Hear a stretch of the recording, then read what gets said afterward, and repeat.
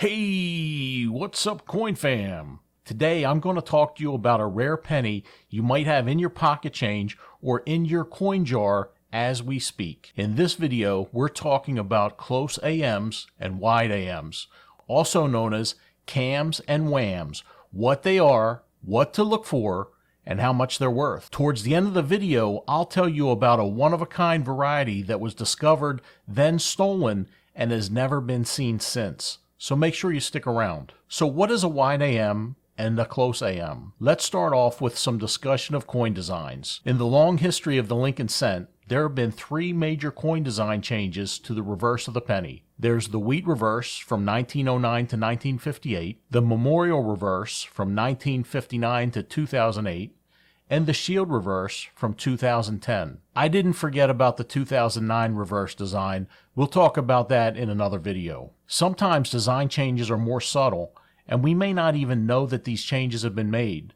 Sometimes they're so small it's difficult to tell the difference without the use of a magnifying tool like a microscope, a magnifying glass, or a loupe. This is the reverse design of a 1992 Lincoln Memorial cent on the left, and the 1993 reverse design on the right. They look very similar, right? Some might say they look exactly the same.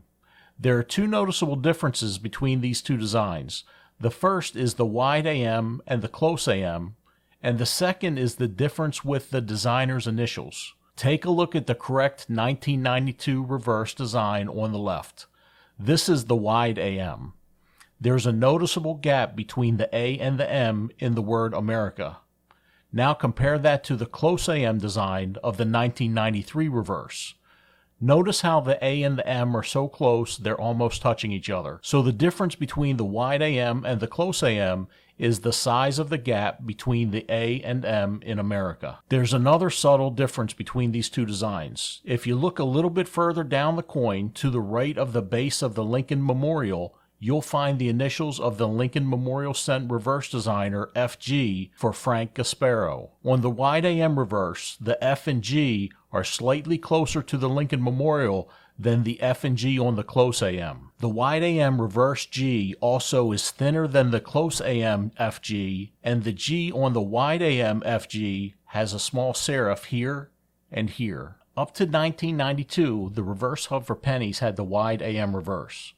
A new reverse hub was used in 1993 with the close AM. A hub contains the reverse design of the coin and is used to make the die which imprints the design onto our coins. Somehow, dies made from the reverse 1993 hub were used at both the Philadelphia and Denver mints in 1992 to mint pennies. It's not known if this was deliberate or accidental. Proof coinage went back to the wide AM design in 1994. In later years, a few dies from the circulation strike hub were used to make proof coins. So why is all of this important? Because the mint used the wrong reverse die during the production of several different years, these mistakes are worth some really good money. Some of these mistakes are still relatively common, and they can still be found in pocket change occasionally. We'll talk about what some of these are worth, and then we'll recap the varieties you want to look for to make things easier for you to figure out. The most common variety and easiest one to find in pocket change is the 2000 wide AM. Even though they're the most common penny with this variety to find, your penny can still be worth $3 to $800 depending on its grade and population. The next most common penny era variety is the 1998 wide AM. A low-grade 1998 wide AM can bring you $8 up to about $4,500 for one of the top mint state grade pennies. You can expect between $100 to $3,750 for a 1999 wide AM. These errors are getting a little harder to find, so a 1992 close AM should bring in somewhere between $400 and $26,000. And let's not forget about the proof coin varieties out there as well.